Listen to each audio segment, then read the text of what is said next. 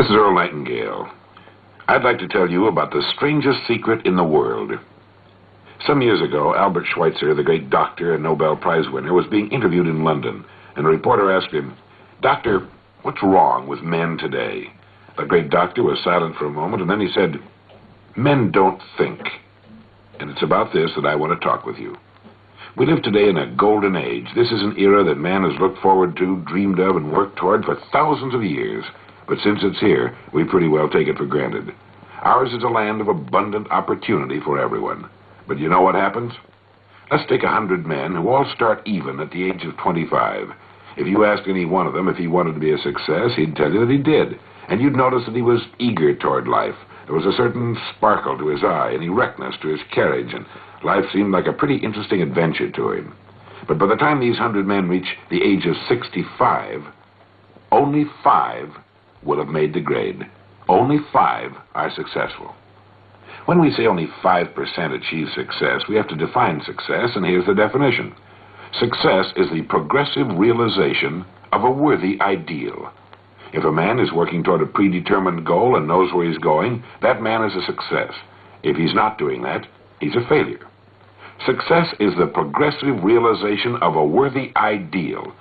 Rollo May, the distinguished psychiatrist, wrote a wonderful book called Man's Search for Himself. And in this book he says, the opposite of courage in our society is not cowardice, it's conformity.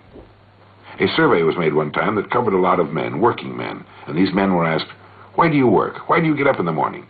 19 out of 20 had no idea. They simply said, everyone goes to work in the morning, and that's the reason they do it, because everyone else is doing it.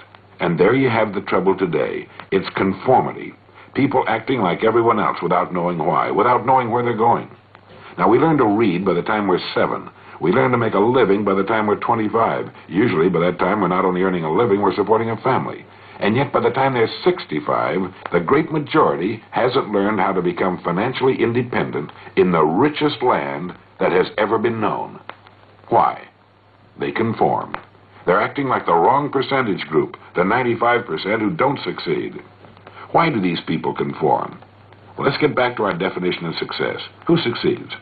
The only man who succeeds is the man who is progressively realizing a worthy ideal. He's the man who says, I'm going to become this, and then begins to work toward that goal. He succeeds because he knows where he's going. Think of a ship leaving a harbor, and think of it with a complete voyage all mapped out and planned. The captain and crew know exactly where the ship is going and how long it will take. It has a definite goal, and it will reach that goal.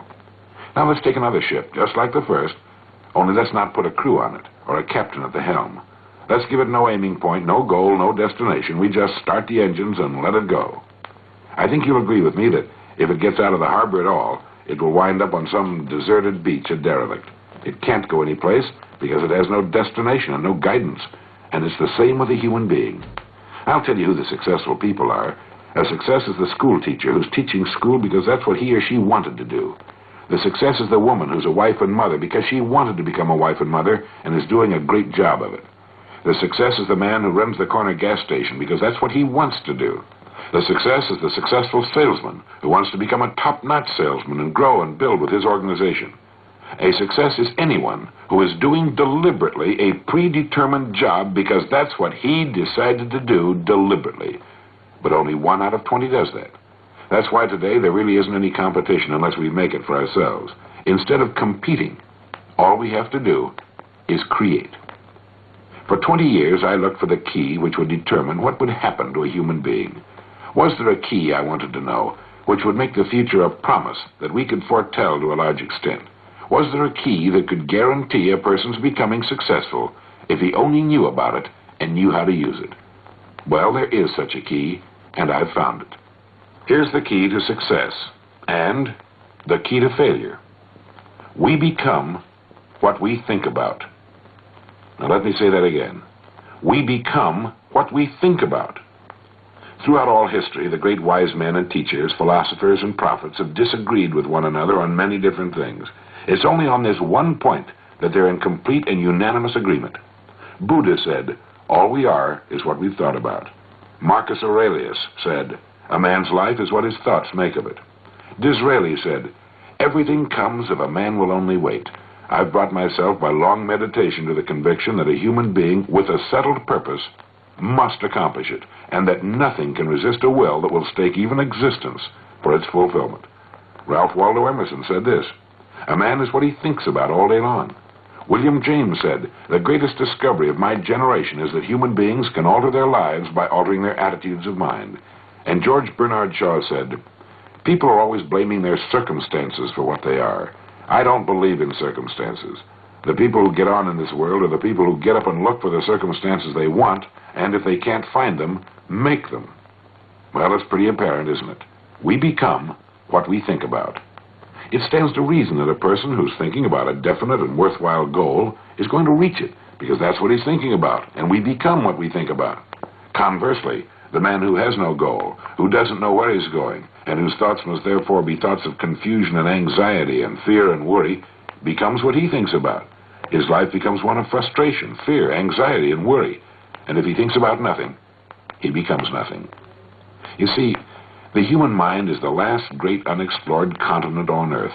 It contains riches beyond our wildest dreams. It will return anything we plant in it. Now, you might say, but if that's true, why don't people use their minds more? Why don't they till their fertile mental soil? We have the answer to that, too. Our mind comes as standard equipment at birth. It's free, and things that are given to us for nothing we place little value upon. Things that we pay money for, we value. The paradox is that exactly the reverse is true. Everything that's really worthwhile in life came to us free. Our minds, our souls, our bodies, our hopes, our dreams, our ambitions, our intelligence, our love of our families and children and friends. All these priceless possessions are free. But the things that cost us money are actually very cheap and can be replaced at any time. A good man can be completely wiped out and make another fortune. He can do that several times. Even if our homes burn down, we can rebuild them. But the things we got for nothing, the really valuable possessions, we can never replace. The human mind isn't used merely because we take it for granted. It can do any kind of a job we assign to it, but generally speaking, we use it for little jobs instead of big, important ones. Universities tell us that most of us are operating on about 10% of our abilities. Decide now. What is it you want? Plant your goal in your mind. Give yourself direction and a destination. It's the most important decision you'll ever make in your life. You see, the very law that gives us success is a two-edged sword. We must control our thinking. The same rule that can lead a man to a life of success, wealth, happiness, and all the things he's dreamed of for himself and his family, that very same law can lead him into the gutter. It's all in how he uses it, for good or bad. This is the strangest secret in the world. Remember these words from the Sermon on the Mount, and remember them well. Keep them constantly before you. Ask, and it shall be given you. Seek, and ye shall find. Knock, and it shall be opened unto you.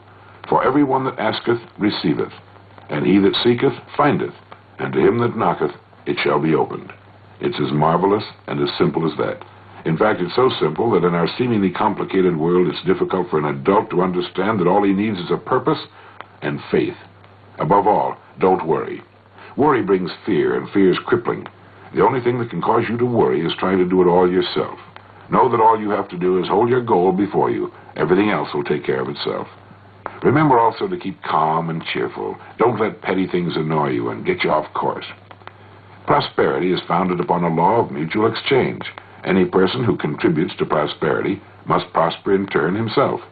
Sometimes the return will not come from those you serve, but it must come to you from someplace, for that's the law.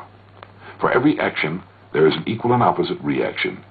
There are no exceptions to a law. You can drive down any street in America, and from your car estimate the service that's being rendered by the people living on that street. Had you ever thought of this yardstick before? It's interesting. Once this law is fully understood, any thinking person can tell his own fortune. If he wants more, he must be of more service to those from whom he receives his return. If he wants less, he has only to reduce this service. This is the price you must pay for what you want. If you believe you can enrich yourself by deluding others, you can end only by deluding yourself. It may take some time, but just as surely as you breathe, you'll get back what you put out. The prisons and the streets where the lonely walk are filled with people who tried to make new laws just for themselves. We may sometimes avoid the laws of men, but there are greater laws that can't be broken. One time I heard Grove Patterson, the editor-in-chief of the Toledo Daily Blade, make a speech. And as he concluded his speech, he said something that I've never forgotten. He said, "My years in the newspaper business have convinced me of several things. Among them, that people are basically good, and that we came from someplace, and we're going someplace. So we should make our time here an exciting adventure. The architect of the universe didn't build a stairway leading nowhere." And the greatest teacher of all, the carpenter from the plains of Galilee, gave us the secret time and time again. As ye believe, so shall it be done unto you.